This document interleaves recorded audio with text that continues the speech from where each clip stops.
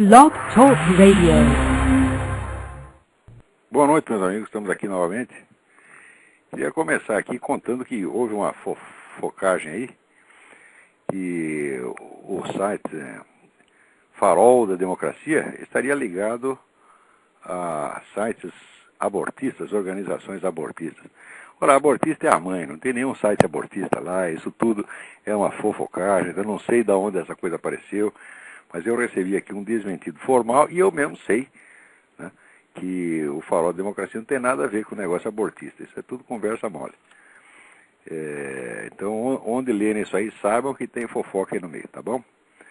Bom, agora aqui tem uma notícia importantíssima, aqui de Moscou, dizendo que a Rússia foi convidada para participar da cúpula do Mercosul. Olha só, estava demorando muito, né? Na verdade, se vocês investigarem direitinho, vocês vão ver que toda essa ideia, ela começou lá mesmo. Quer dizer, isso aí é um velho plano soviético que continua sendo executado ao longo dos tempos, sob o pretexto de que o comunismo morreu. Por isso aí vocês têm que ler o livro do Anatoly Golitsyn, New Lies for Old, Novas Mentiras no Lugar das Velhas, que mostra que esse negócio de morte e o comunismo foi mais se fazer de morto para assaltar o coveiro. Se você investigar qual era o plano estratégico original de Lenin, você vai ver que a ideia era o seguinte, era partindo, né, da Rússia, ocupar uma parte da Europa Oriental, né, depois descer para a Ásia, pegar o que pudesse da Ásia, baixar pela África, contornar a África e chegar aqui à América Latina. Se fizer esse traçado no mapa, pega o mapa e faz uma linha partindo de Moscou, passando pela Europa Oriental, vai para a Ásia, depois volta para a África, atravessa o oceano, vem para a América Latina. O objetivo final era evidentemente cercar os Estados Unidos. Você vai ver que esse plano está inteiramente realizado, que isso já foi feito. Quando se fala em ocupação, isso não quer dizer que ocupar militarmente ou que você ia ter regimes formalmente comunistas, ou através, vamos dizer, de ocupação, ou através de regimes comunistas, ou através de alianças, ou através de governos títeres, etc. De um jeito ou do outro, o trajeto concebido por Lenin já foi realizado, e a última etapa era exatamente chegar na América Latina. E agora, graças aos bons préstimos do nosso presidente Lula, fundador, criador, mentor do Foro de São Paulo, a ideia está realizada. Não pode esquecer que o Foro de São Paulo foi o que antecedeu, né, e provocou toda esta ascensão da esquerda na América Latina. Não pode esquecer que o Chávez é uma criatura do Foro de São Paulo, né? Lula é o pai, o Foro de São Paulo é a mãe, ou vice-versa, né? E que toda essa história que se contava aqui em Washington, né, de que o Chávez seria a parte ditatorial da coisa, mas que o Lula é um negro diferente, que o Lula seria alternativa para o Chávez, tudo isso aí é uma loucura. Se é que não é uma mentira proposital, porque aqui dentro tem muita gente interessada nesse negócio de Foro de São Paulo. Eu não tenho, por mais que eu tenha procurado, eu não consegui ainda, vamos dizer, entender qual é a rede total das conexões. Mas você veja que quando o responsável do Council on Foreign Relations, responsável para a parte Brasil do CFR, que é o Kenneth Maxwell, saiu alardeando por aí que o Foro de São Paulo não existia, isso aí pode ser tido até como uma política oficial do CFR, quer dizer, abafar mesmo. Isso aí seria a explicação por trás do silêncio total que a mídia brasileira fez a respeito do assunto. Quando nós lembramos também que existem algumas boas relações entre pessoas do CFR, não digo o CFR como instituição, mas pessoas do CFR, e essa turminha da FARC, da esquerda latino-americana em geral, nós começamos a entender que havia aqui em alguns círculos um fortíssimo interesse de abafar as notícias a esse respeito para permitir que o foro crescesse o quanto cresceu. Afinal de contas, o CFR trabalha com a ideia, vamos dizer, da integração mundial, do governo mundial. E o governo mundial, segundo o plano do velho Morgenthau, seria feito através de sucessivas e ou simultâneas integrações regionais. Ora, a proposta do Foro de São Paulo é a mais viável e imediata integração regional possível. Não é isso? Então, certamente existe algum interesse mútuo aí. Dentro desta linha de raciocínio, é que nós temos que interpretar estas cartinhas que agora o Foro de São Paulo está mandando.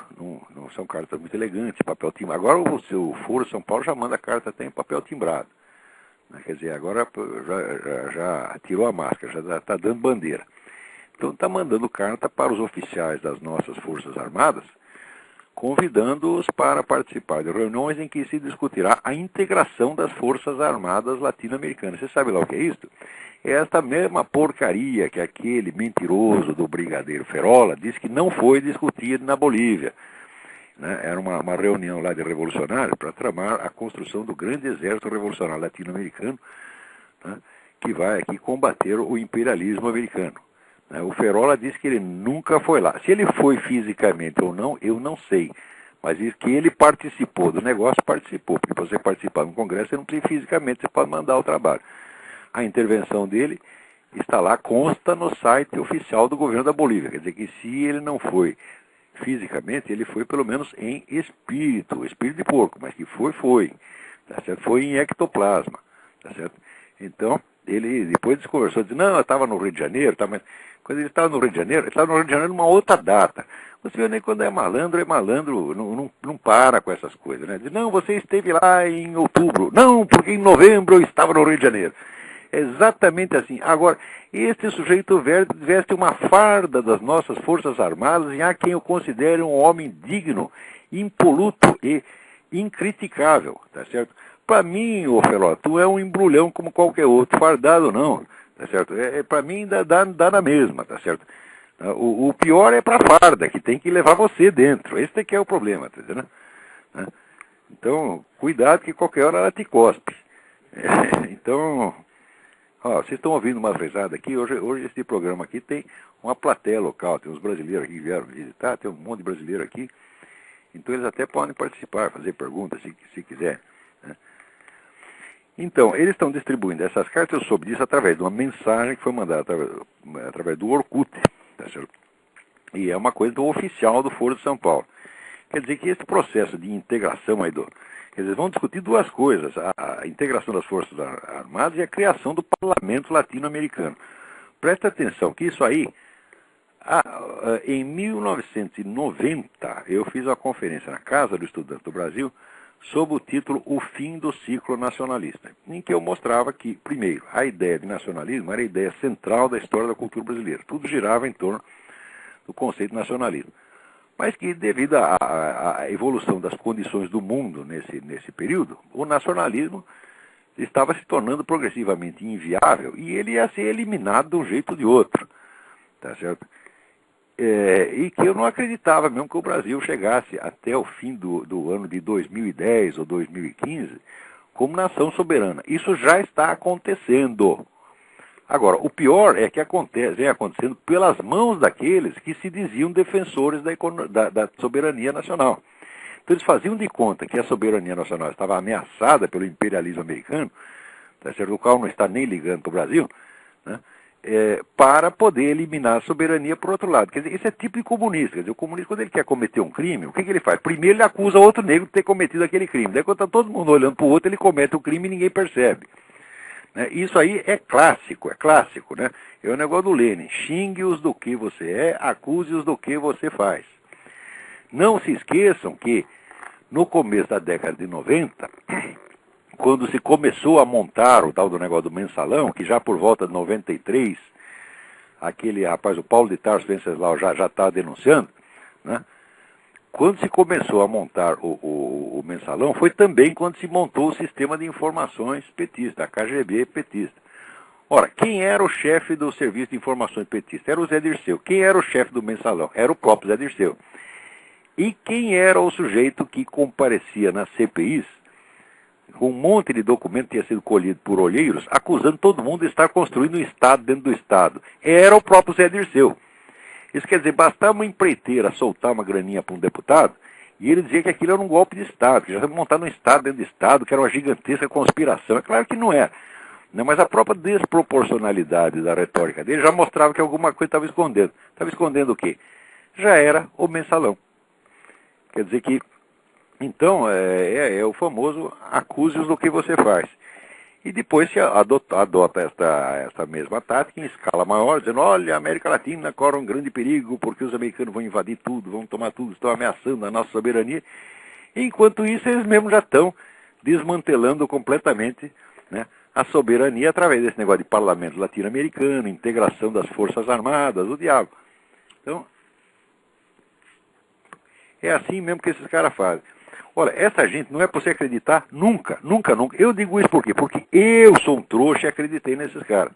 Mesmo quando eu parei de acreditar, mesmo quando eu me afastei da esquerda, eu continuei acreditando numa montanha de coisas que eles diziam. Por quê? Porque todas as minhas informações que eu tive, vamos dizer, até,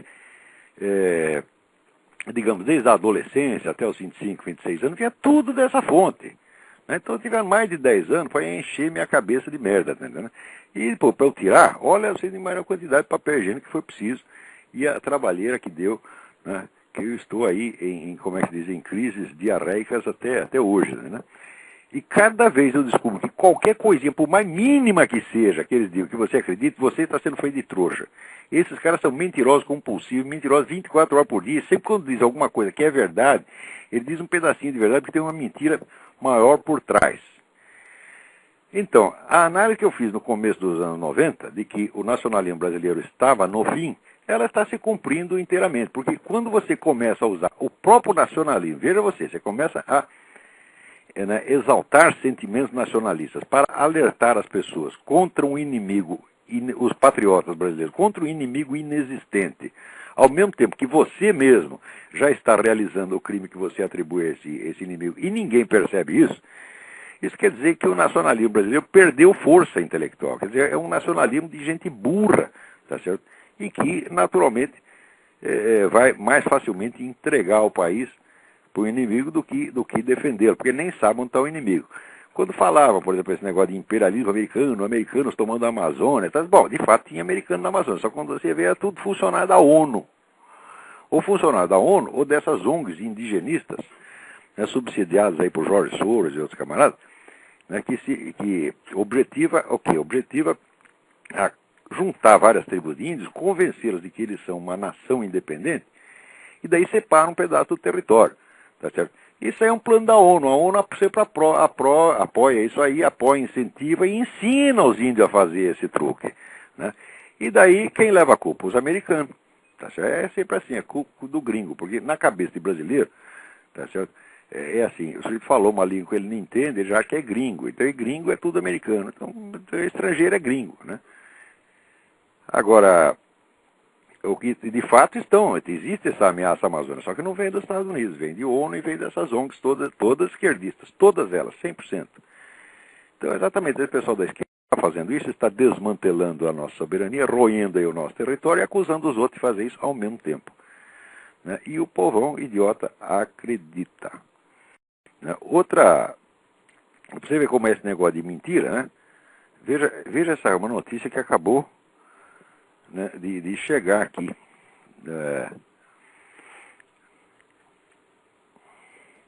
O gelo da Antártida, tá certo, está em níveis recordes ao longo do último século. Tem mais gelo na Antártida do que jamais teve. Isso aí é o aquecimento global, você está entendendo? Quer dizer, você tome cuidado. Quer dizer, o gelo derrete no Polo Norte, vai tudo para o Polo Sul. Os caras dizem que é o aquecimento global. Né? Quer dizer, isto é uma palhaçada total. Então, vamos lá. Agora tem uma notícia interessante. Este é um negócio verdadeiramente perigoso, porque há 50 anos, né, eu escuto falar de crise da economia americana, né, que os Estados Unidos vai para a falência no ano que vem, né, e vai tudo acabar. Agora está esse negócio de que o mercado imobiliário vai para as cucuias, né? E é toda hora esse terrorismo, todo mundo apavorado. Agora, quando tem um negócio realmente perigoso, aí ninguém fala. Todas essas crises, elas jamais aconteceram e jamais vão acontecer. Quando aconteceu a crise de 29, um dia eu conto para vocês como é que foi feita a crise de 29. Ela foi encomendada e feita, né, por 4 banqueiros americanos, né? Inventaram e fizeram. Então, esse diagnóstico feito por economista, cuidado com essas coisas, porque esses camaradas vivem no mundo da lua, tá certo? E, sobretudo, eles não entendem que essas crises não acontecem por causa de mecanismos cíclicos, por causa de leis de mercado. Acontece porque alguém fez. E tem um negócio que agora alguém está fazendo, que é o seguinte: a China faz anos que está comprando tudo quanto é dólar. A China tem reservas de dólar que não acaba mais, tá certo? É um montão de dinheiro, tá certo? E a qualquer momento eles podem botar isso no mercado e daí pronto, você inflaciona a economia aqui, daí vai para as cucuias, tá certo? E isto parece que os caras já estão ameaçando de fazer. Quer dizer, o chinês já está começando a querer espalhar dólar por aí. Isso aí é um perigo, e o outro perigo são, evidentemente, as notas falsas feitas no Irã, que é um assunto que uma vez até fizeram um documentário na televisão, mas passou, eu acho que 10 anos atrás, e depois ninguém mais falou do assunto. Acontece que no tempo do Ronald Reagan, não, que do Ronald Reagan, antes disso, no tempo que o Irã era governado pelo Reza Pahlavi, né, o Tesouro americano deu para eles uma máquina de imprimir dinheiro, para imprimir dinheiro iraniano, tá certo? E daí caiu o Reza Pahlavi, veio a Revolução, etc, etc, e daí um dia eles descobriram que tinha aquela máquina lá. E daí tiveram a grande ideia: não, para que a gente vai imprimir o nosso dinheiro? Já imprime dólar direto, tá certo? A máquina é americana mesmo, e fizeram umas notas tão perfeitas que os bancos particulares não têm equipamento para identificar, né? E só o Federal Reserve, que é o equivalente americano do Banco Central, embora não seja uma entidade do governo, uma entidade particular, só o Federal Reserve tem equipamento para identificar essas notas. Olha, nesse programa de 10 anos atrás já se calculava, quer dizer, entrevistado no Nego da Casa da Moeda e tal, contava-se que aproximadamente 20%, por exemplo, 20% dos dólares que circulavam na Europa eram dólares impressos no Irã. Quer dizer, isso aí é um problema, porque já estava assim 10 anos atrás, mas como é que pode estar agora essa coisa, não é isso? Então eu digo, olha, só isso aí já seria motivo para bombardear o Irã, mas não é para bombardear instalações militares, não resolve, tem que bombardear a Casa da Moeda, pô, né? Então, ainda com relação a esse negócio, toda essa cambada do Partido Democrata que fica falando: não, tem que parar a guerra, tem que trazer os soldados para casa. Eu sempre disse, desde que começou esta conversa, eu falei: é tudo da boca para fora, eles não vão tirar nenhum soldado, tá certo? E cada vez que o Bush disser que tem que mandar mais soldados, eles vão reclamar, no fim assina e aprova e vai mais soldado. E que o verdadeiro problema, às vezes, não era acabar com a guerra no Iraque, era começar a guerra no Irã. Isso aí está comprovado de novo, quer dizer, já aumentou o número de soldados, né? E daí o Partido Democrata não achou ruim. Por quê? Porque começou a dar certo, quer dizer, os terroristas começaram a levar desvantagem e o número de atentados começou a diminuir. E daí foi esse general Petraeus falar no Congresso e contou isso aí, e pronto, aí foi um Deus nos acuda. Porque a pior coisa que pode acontecer para o Partido Democrata é os Estados Unidos sair bem no Iraque, né? Eles apostam na derrota americana desde o tempo do Vietnã. Tanto que, no tempo do Vietnã, já conseguiram transformar, vamos dizer, em derrota política a vitória contra a famosa ofensiva do Tet, né? E agora quer fazer a mesma coisa, quer dizer, não adianta acabar com a Al-Qaeda. Agora que tiver o último cara da Al-Qaeda morrendo, né? Aqui a mídia toda vai dizer: é um pântano, é um atoleiro, deu tudo errado, etc, etc. E pior que às vezes o público acredita nessas coisas, tá certo? E aposta na desgraça, e aí é a profecia autorrealizável, a desgraça acontece mesmo, né?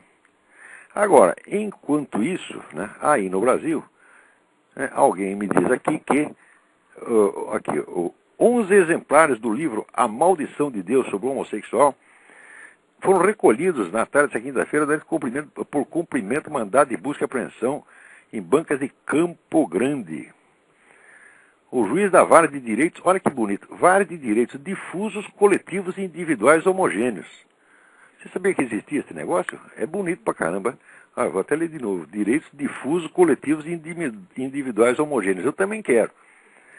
O juiz Dorival Moreira dos Santos determinou que os exemplares fossem retirados por serem homofóbicos. Eu digo, você está vendo, a lei anti-homofóbica não foi nem aprovada ainda, os caras já estão aplicando.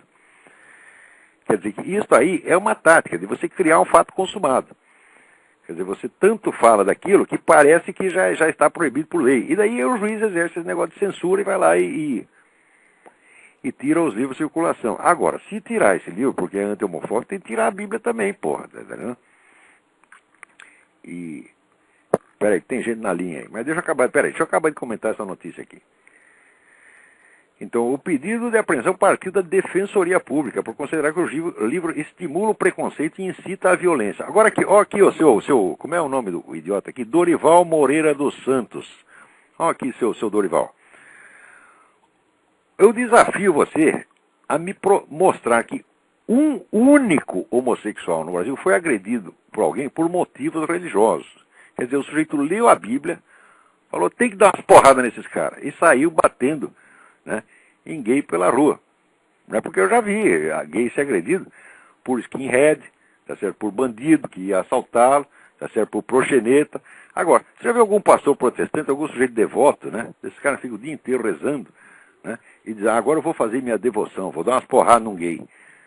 Se você me mostrar um caso desse, eu acredito nessa sua justificação de merda que você inventou para proibir o livro, que estimula a violência. Tá certo?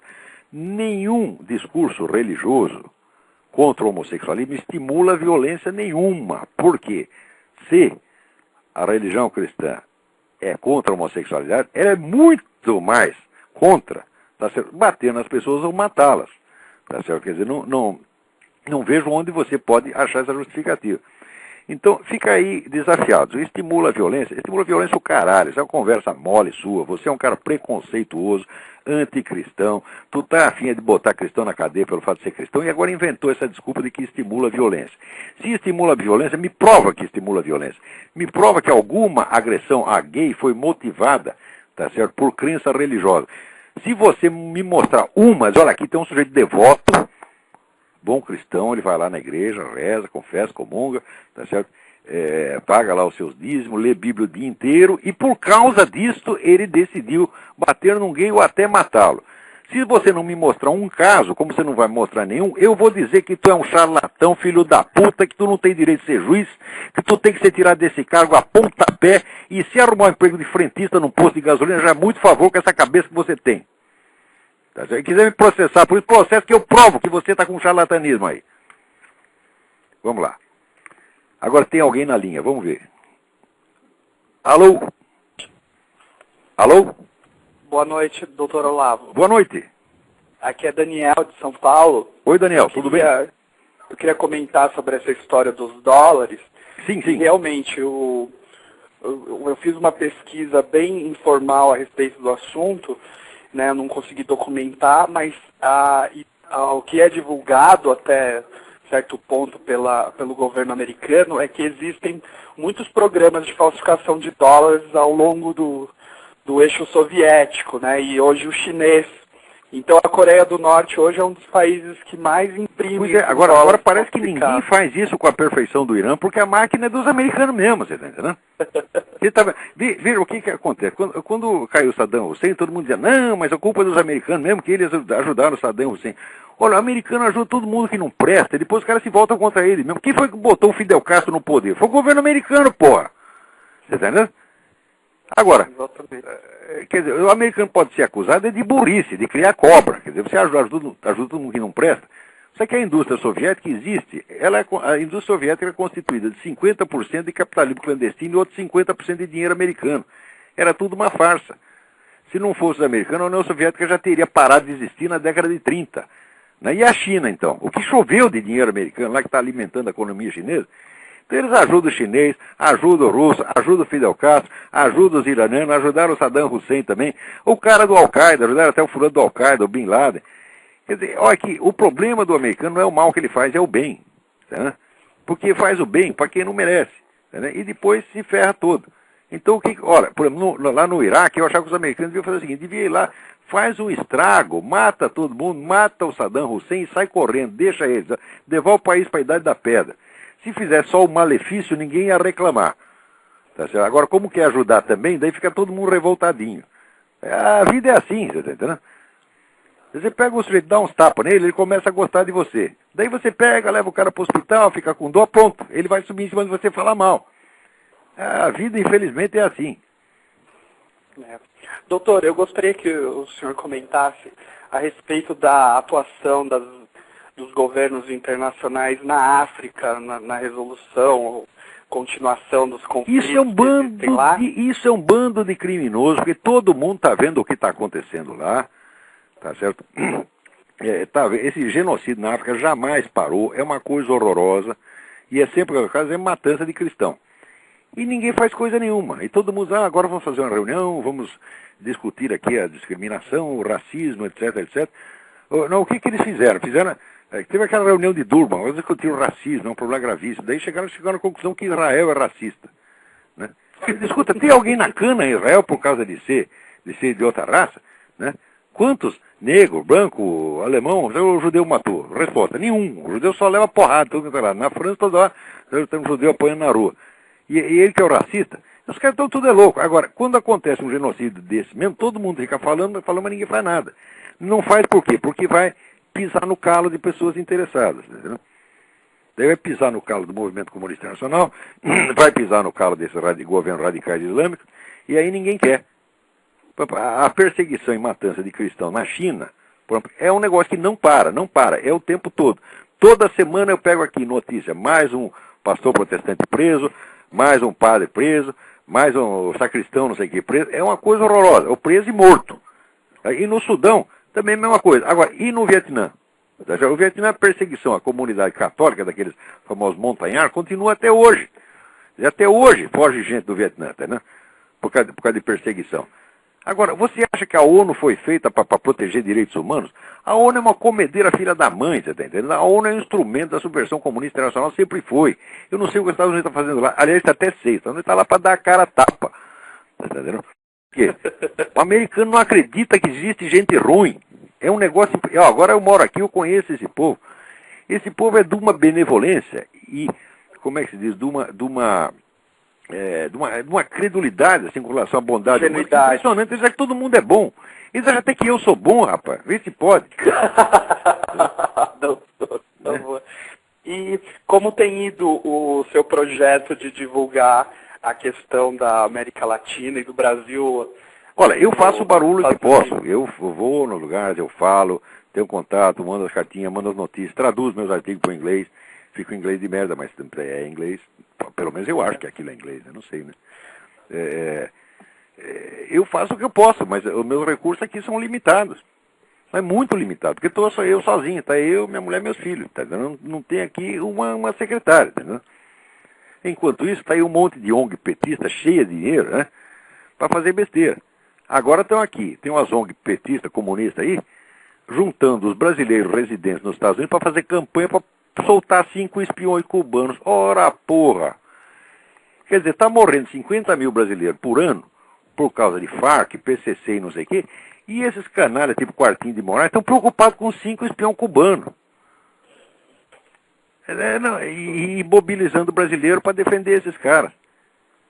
Tá entendendo? Enquanto isso, eu aqui estou falando, não tenho uma secretária para me ajudar a expedir carta. Né? E houve algum tipo de resposta a partir de alguma entidade ou pessoa americana sobre todas esse seu trabalho? Todos os lugares que eu falei, todo mundo aceitou a mensagem, percebeu que aquilo era uma coisa muito importante, mas acontece o seguinte, aqui o processo de formação de opinião pública nos Estados Unidos é muito complicado e é como você empurrar um edifício para tirar do lugar, tá entendendo?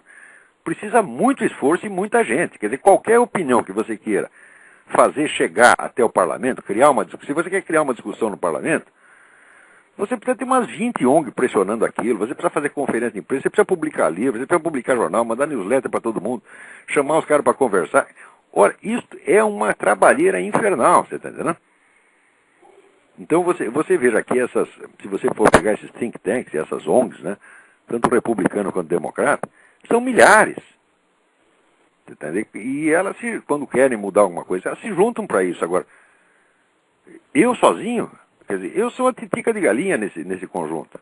Eu já falei com muita gente, as pessoas individualmente e em pequenos grupos aceitam aquilo, vê que eu estou falando a verdade, por quê? Porque eu trago os documentos, provo. Por exemplo, basta ler, botamos legenda nesse vídeo do terceiro congresso do PT, legenda em inglês, então a pessoa vê. Quer dizer, aquilo lá é um partido comunista mesmo, estão a fim de fazer a Revolução Latino-Americana e explodir com os Estados Unidos. É isso que eles querem fazer. Eles querem acabar com os Estados Unidos e acabar com seus próprios países, né? Porque se parar o comércio com os Estados Unidos, acontece o que aconteceu com Cuba, né? Cuba reclamava que antes estava na miséria porque tinha comércio com os Estados Unidos. Agora reclama que está na miséria porque não tem comércio com os Estados Unidos. Então, aí vai acontecer a mesma coisa. Quer dizer, o Brasil, para parar de exportar para os Estados Unidos, acaba o Brasil, porra. Entendeu? E é isso que os caras querem. Quer dizer, o quanto pior, melhor. Né? Você vê, essa turma toda que fala, dá palpite, e olha, não tem um país que esses caras governaram que eles não reduziram a mais extrema miséria. Olha, nenhum país do mundo conseguiu o que a China conseguiu no tempo do grande salto para frente, que foi matar de fome numa tacada 30 milhões de pessoas. Você está entendendo? Então, quer dizer, como é que os caras fazem isso? Agora, veja você, quando teve o Fórum Social Mundial, né, tinha lá um sujeito que era ministro, veja você, ministro da Economia do Vietnã, dando receita econômica para o Brasil. No Vietnã os caras estão comendo rato. O médico ganha $10 por mês, você está entendendo? Quer dizer, os caras entendem só de miséria, é isso que eles querem ensinar para nós. Quer dizer, se aparecer o sujeito, olha, eu sou o ministro da Economia do Vietnã, quero te ensinar umas coisas, o que eu vou fazer? Eu vou dar uma cuspida no olho do sujeito, dar um pontapé na bunda, aquela boca burra, não quero saber o que você tem para me ensinar. Pelo amor de Deus, não ensina. Porque senão vai que eu vou querer fazer, eu vou me ferrar como você. Entendeu? É loucura. Pois é.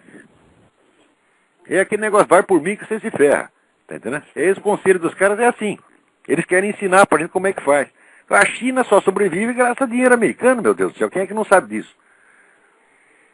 Esse pessoal não sabe fazer nada, só sabe produzir miséria, sofrimento, horror e ainda fica querendo cagar regra. Eu não entendo como se dá ouvido a essa pessoa. É impressionante. É impressionante, é impressionante. E sempre falando com aquele tom moralístico que são superiores, é como o Lula, né, que acha que ninguém é superior a ele moralmente. Eu digo, mas qualquer cachorro vira-lata tem mais moral que o Lula, meu Deus do céu. Mas o Fidel Castro e o Lula e o bando não batem continência para o Fidel Castro? Não só bate como chora. Você vê essa pessoa quando vê o Fidel Castro, fica comovido, ele comandante, eles choram, eles lembram da porca juventude deles. Né? É uma coisa horrorosa. Inclusive para elucidar a questão econômica e o plano econômico desses governos para o Brasil e América Latina, acabaram de aumentar a taxa de juros interbancários na Venezuela para 150% ao ano. Meu Deus do céu, meu Deus. E olha, eles querem seguir o exemplo do Hugo Chávez, hein? Mas não é o exemplo do Hugo Chávez, foram eles que inventaram o Hugo Chávez. Ele inventa o Hugo Chávez para ele fazer as besteiras, e daí eles imitaram e dizer que foi o Hugo Chávez que inventou. É um negócio terrível. Esse pessoal inverte tudo. Mas olha aí, tem mais alguma pergunta, Daniel? Não, é isso mesmo. Obrigado pela atenção. Tá, muito obrigado. Boa noite. Boa noite. Agora, está aqui, quando os latinos diziam, asinus fricat, quer dizer, um asno esfrega o outro asno, está aqui. Vanderlei Guilherme dos Santos entrevistado por Paulo Henrique Amorim. É uma maravilha. E daí o que diz o Vanderlei Guilherme dos Santos? Diz que a imprensa, a mídia brasileira, é uma mídia direitista, é uma mídia de extrema direita e golpista. Eu digo, mas é um negócio mais incrível, porque se você vai na redação do Globo, da Folha, só tem comunista. Eles promovem esta coisa há 20 anos, escondem a existência do Foro de São Paulo, não noticiam, por exemplo, a matança anticristã no mundo, não noticiam de jeito nenhum. De vez em quando a Folha noticiava, por quê? Porque eu escrevia uma carta pessoalmente para Otávio Frias Filho, tá certo? Enchendo de palavrão, tá entendendo? E daí ele, para não dar o braço a torcer, ele publicava uma notinha de vez em quando, matar lá um padre na China, tá vendo? E agora, com esse negócio de Guantánamo aqui, escreveu páginas e páginas e páginas sobre Guantánamo. Não morreu ninguém saiu machucado. Guantánamo americano é um hotel de 5 estrelas. Você anda 200 metros, tem a prisão de Guantánamo cubana, onde morre gente todo dia e ninguém fala nada. Né? Agora aqui, porque aquela soldadinha vestiu uma camisinha na cabeça do terrorista iraquiano, ficou todo mundo escandalizado. Isso é contra os direitos humanos, isso é tortura, etc. Agora, no Guantánamo cubano, eles arrancam a cabeça das pessoas, ninguém fala nada. Né? Então, a mídia brasileira é invariavelmente pró-comunista, 100%, há mais de 20 anos. Agora, ela é pró-comunista, mas não é totalmente comunista. Então, o que acontece? Aquele meio colaborador que o Partido Comunista usa e depois joga fora. Então, agora chegou o momento de jogar fora. Como é que faz para jogar fora? Você pega aqueles caras que trabalharam para você, que repetiam tudo que você queria, e acusa ele de ser extrema-direita. Tá certo? Quer dizer, esse Vanderlei Guilherme Santos sabe perfeitamente que está mentindo. Porque o que ele está chamando de direitismo é apenas que os caras denunciaram a corrupção do PT. Coisa que a própria extrema-esquerda, tá certo, petista, também denuncia. O PSOL denuncia, o PSTU denuncia. E a mídia também, ela não tem como esconder essas coisas. Não dá, começa a vazar, o próprio pessoal do PT começa a contar, como é que vai fazer? Tem que noticiar. Tá? Então, só por causa disso, para eles já é mais oposição do que eles podem admitir. Quer dizer, você não pode noticiar nem corrupção, meu Deus do céu. E daí diz que isso é golpismo. Digo, Paulo Henrique Amorim, isso é um mentiroso, um embrulhão. Vanderlei Guilherme dos Santos, tu não é cientista político, coisa nenhuma, tu é uma besta quadrada. Tá? Cala a boca, burro. Vamos lá. Tem alguém no telefone aí. Alô, quem é? Alô? Alô? Sim. Olá, tudo bem? Tudo bem? É Luiz aqui de Minas Gerais. Seja Poderia bem-vindo. fazer uma Diga aí. pergunta sobre o artigo que você escreveu hoje no Diário de Comércio? O que tem? Diga. O senhor disse que os banqueiros fazem associação com os comunistas, né? Sempre fizeram, sempre fizeram. O senhor também disse que em outro lugar que somente movimento revolucionário organizado, como seita religiosa ou sociedade esotérica, podem ser sujeitos da história. Agora eu pergunto, os banqueiros... Não, pera. Sujeito da história, para ser sujeito da ação histórica, é preciso durar mais do que o tempo de uma vida humana, é preciso uma ação que se prolongue. Esta condição só é cumprida por algumas organizações que conseguem, vamos dizer, reproduzir a sua mentalidade, a sua ideologia perfeitamente, de geração em geração. Por exemplo, as igrejas têm esta capacidade, o Partido Comunista tem esta capacidade. E as dinastias oligárquicas, ou dinastias, ou nobiliárquicas, ou financeiras, também têm a mesma coisa. Os banqueiros seriam essas... Claro que são. São exatamente esses que eu chamo de metacapitalistas. Metacapitalista é um nego que ficou tão rico com a economia de mercado que ele não quer mais economia de mercado. Ele quer o controle total da situação. Então ele se torna naturalmente um monopolista e começa a advogar política socialista. Se você acompanhar aqui nas eleições americanas, você verá que a elite financeira de Wall Street jamais defendeu, jamais apoiou nenhum candidato que tivesse um programa de economia liberal no sentido clássico. Sempre apoia o candidato estatista, socializante, etc. Intervencionista. Sempre fizeram isso. E no terceiro mundo, eles apoiam sempre o pior. O senhor poderia comentar o que o Lula disse sobre a responsabilidade da crise financeira dos americanos? Eu vou desligar. Agradecer o senhor aí. A responsabilidade, ele disse, não, eu não sabia que ele disse isso, ele disse isso. Ele disse que os americanos são responsáveis pela crise. Ah, presidente, vai tomar no cu. Chega, isso não merece resposta. O que é isso? Quer dizer, os americanos criaram a crise financeira no Brasil? Ah, vai. Que brincadeira é essa? Que brincadeira é essa? Eu queria agradecer o senhor. Obrigado. Não, isso aí não merece resposta, é uma estupidez fora do comum. Quer dizer, ele que se ele tem algum indício disso, ele que diga o que é. Qual é o indício aí que mostre. Meu Deus do céu, mas discutir com Lula, porra. Né? Discutir com Lula, eu chamo o meu cachorro, pô. Tá bom lá, obrigado, viu? Obrigado eu. Agora que eu recebi uma carta do João Ubaldo Ribeiro. Eu não sei se é o próprio João Ubaldo ou se é fake. Eu sinceramente espero que seja fake, porque ele diz uma tal mentira aqui que vai se desmoralizar completamente. Deus queira que seja fake. Eu não queria fazer o João Ubaldo passar esta vergonha. Então ele diz o seguinte na carta. Senhor Olavo de Carvalho, lendo agora uma matéria no blog Mídia Sem Máscara, vi um artigo seu do ano passado com a afirmação colada abaixo. Que lá, primeiro não é uma afirmação, é uma pergunta. Aspas. Como julgar, por exemplo, um João Ubaldo Ribeiro que num dia choraminga no túmulo de suas esperanças lulistas perdidas e no dia seguinte trata de se fazer de bom menino ante o alto escalão do PT, assinando um manifesto contra o fim da ditadura comunista em Cuba. Interrogação, fecha aspas. Essa pergunta é minha. Daí comenta ele. O senhor faz seguir essa pergunta da acusação de hipocrisia. Que o senhor me considere um hipócrita, ou que lá seja, é um direito seu, com o qual não posso nem desejo interferir. Mas não aceito que o senhor veicule dessa forma uma absoluta mentira. Eu não assinei manifesto nenhum. Muito bem. Olha aqui, seu João. Eu vou dar aqui o endereço onde está a sua assinatura em vários manifestos aqui, ó. Está aqui, http:// planície-heroica.weblog.com.pt/arquivo/182813. Se não conseguiu anotar, depois você pega na gravação do programa.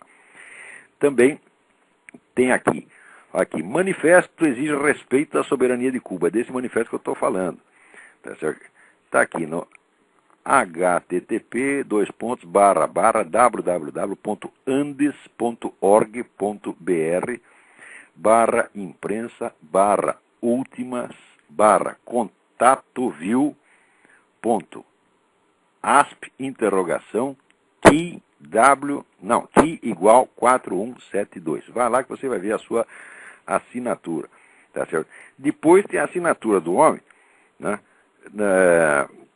No site Por Cuba, www.porcuba.org, está lá no manifesto. Se nós fôssemos venezuelanos, votaríamos em Hugo Chávez.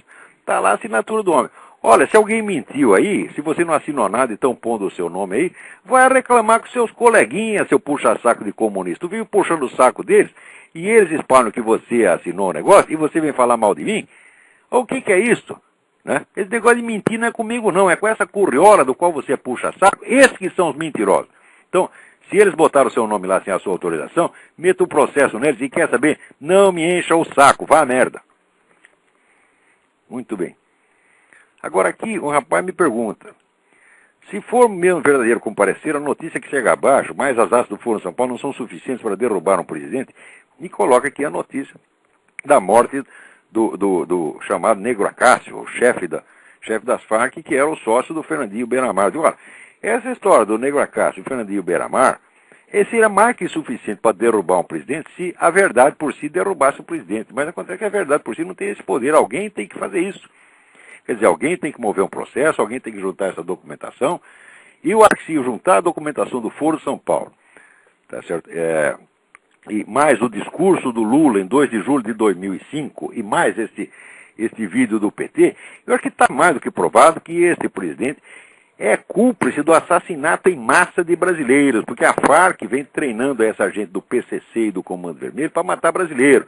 Tá certo? E o Lula fica lá passando a mão na cabeça dessa gente, tá, protegendo o Farc. Então, esse cara é cúmplice de homicídio em massa. E esse presidente tem que ser tirado daí a pontapé. E não é só impeachment, tem impeachment botar o negro na cadeia, tá entendendo? É isso que tem que fazer.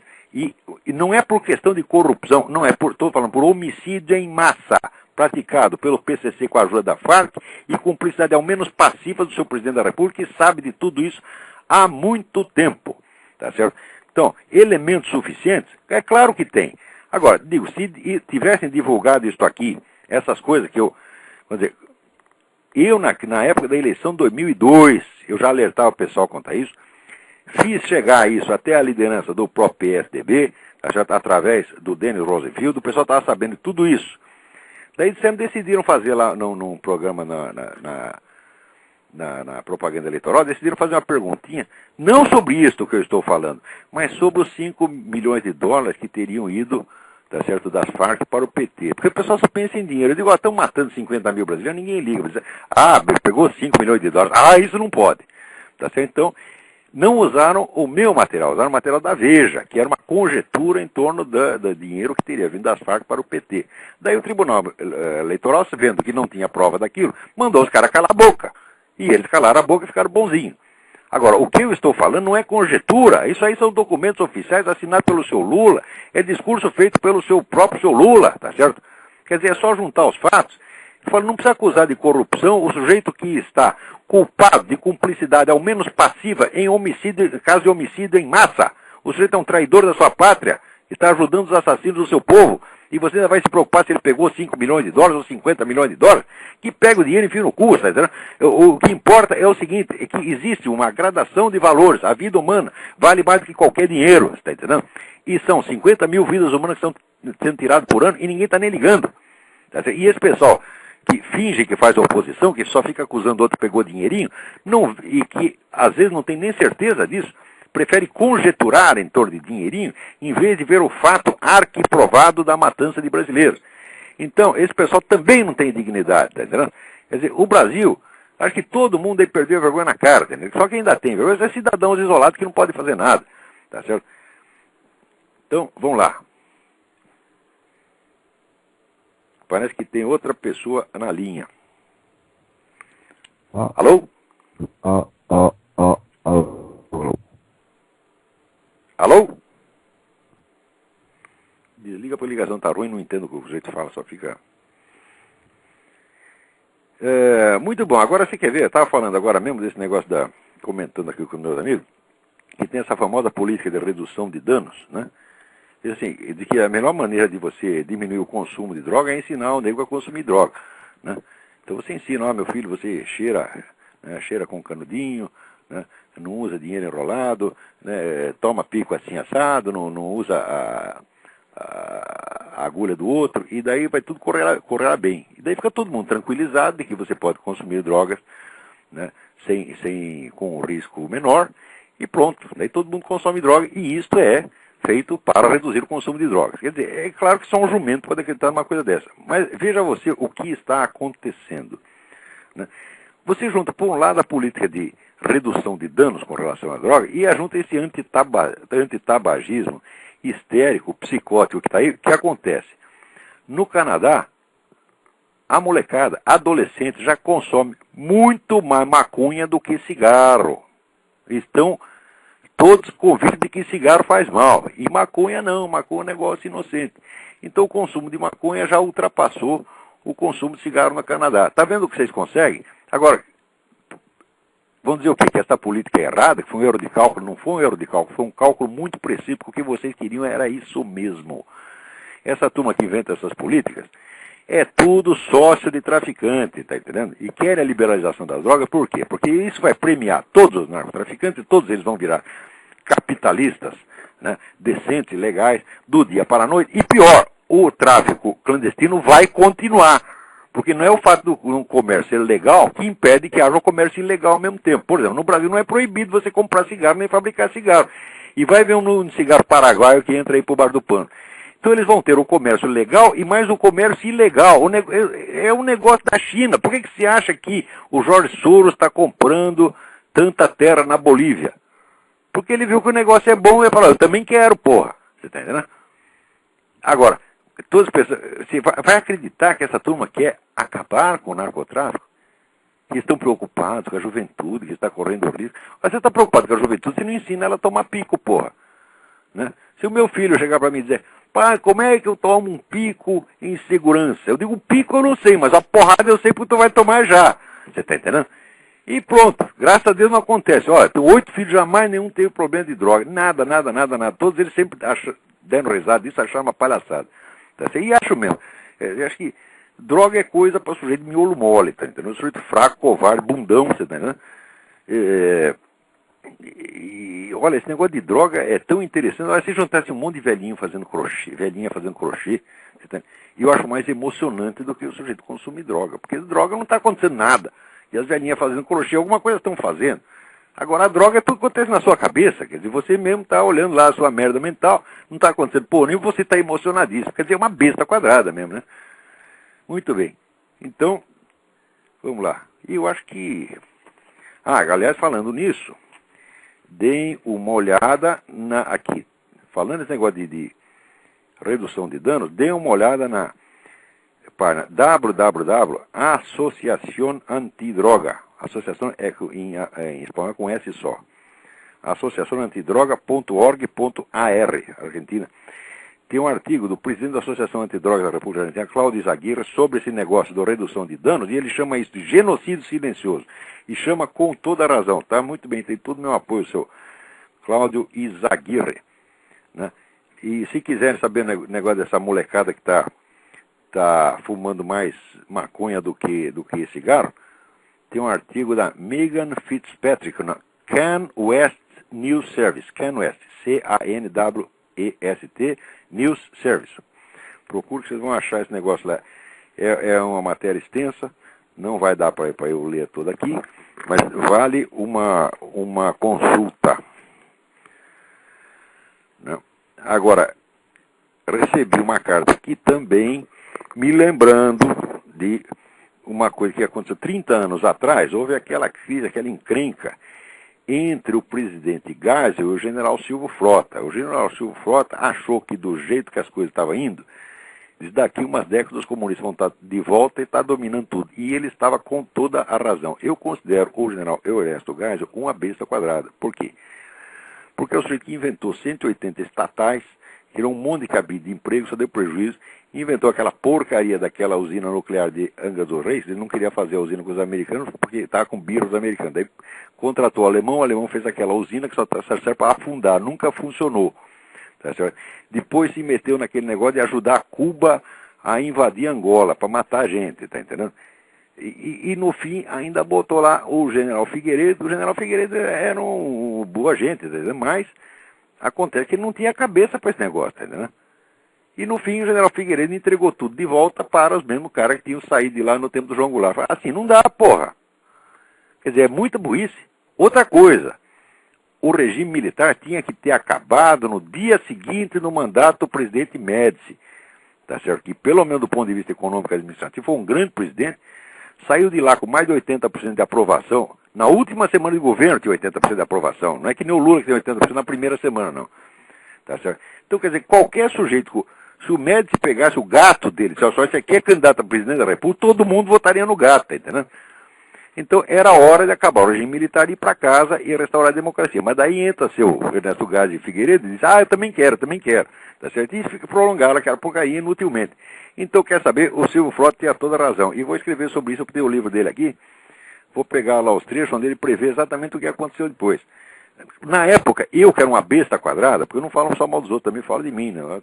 Eu também sei, quando eu sou a besta quadrada, eu digo, eu sou a besta quadrada. E eu naquele tempo era uma besta quadrada, eu odiava o Silvio Frota e achava o Geisel maravilhoso. Hoje eu percebo quem estava com a razão, tá certo? Você vê, às vezes tem pessoa que percebe a verdade na hora, outro precisa o fato consumado, eu preciso o fato consumado, só que daí é tarde. Aliás, falando nisso, né, tem aqui, o jornal Washington Post fala de uma pesquisa que foi feita, vários estudos recentes na área de psicologia, que mostram que é muito difícil convencer alguém de que o mito em que acreditam simplesmente não corresponde à realidade. Quer dizer, em suma, a pessoa mais facilmente acredita na mentira do que na verdade. Eu acho que isso é assim mesmo, né? Quer dizer, a massa, né, já chama massa por causa disso, pô. É a massa mesmo, a maçaroca, só tem merda ali, entendeu? Todo mundo, você vai acreditar assim no... Olha, a democracia é um negócio lindo, tá certo? Porque assegura, né, a liberdade dos direitos de um monte de idiotas, tá entendendo? Agora, dá só liberdade para eles, mas não precisa protegê-los contra a própria estupidez, tá entendendo? Então, quer dizer, se você vai dar liberdade para esse cara fazer o que quiser, bom, então você precisa ensinar eles a ser um pouco menos burro quando crescer, tá entendendo? Então precisaria dar uma educação melhor, ensinar os caras o que é o certo e o que é errado, né? Porque mais tarde eles vão votar, vão ler jornal, vão ter opinião. O pior de tudo, todo mundo tem opinião, pô. Agora, você vê, esse negócio, por exemplo, foi o governo americano que explodiu as Torres Gêmeas, né? Eu digo, tem um monte de idiota que acredita nisso aqui. Pois tu não acredita? Olha, quando o Armstrong desceu na Lua, né? O meu irmão estava num bar em Nova York, lá, assistindo televisão, tomando cervejinha. Daí chega um sujeito para ele, um americano, e pergunta, o que é isso aí? Daí o meu irmão diz, os caras estão descendo na Lua. Daí o americano vira para ele e pergunta, e você acredita nisso? Ele achava que aquilo era tudo um show feito pelo governo americano para enganar as pessoas, né? Agora, quando você põe uma merda dessa na cabeça, como é que vai tirar? Não é isso? Agora, aí no Brasil também tem um monte de gente que acredita que os americanos deram golpe. Deram golpe em 64, né? Então, aí não vai. Agora, eu fiquei sabendo aí que houve um cadete que ao receber uma medalha, né, estava lá enfileirado, comandante do Exército, ministro da Defesa, etc. Ele passou na frente do ministro da Defesa, né, o senhor Jobim, ignorou o ministro da Defesa e foi direto para receber a medalha do comandante.